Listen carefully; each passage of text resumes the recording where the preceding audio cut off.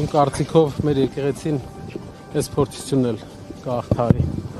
Ինչ զգացիք այն պահին, երբ որ Վեհափառի անունը չշեշտվեց պատարագի ժամանակ։ Ասեցի, տրտմություն իջավ մեր վրա։ Անկավեկան ոնց է պաշտպանելու եկեղեցին ձեր ձևով։ Տեսնում եմ գործընթացները ձեր ձևը չի երևում։ Մենք տեսանք, որ հայ ժողովուրդը չպաշտպանեց վարչապետի ակցիաների եկեղեցու դեմ եւ հայ ժողովուրդը կանգնեց կաթողիկոսի կողքին։ Եկեղեցու process-ները դրսից, քանի որ չկարողացան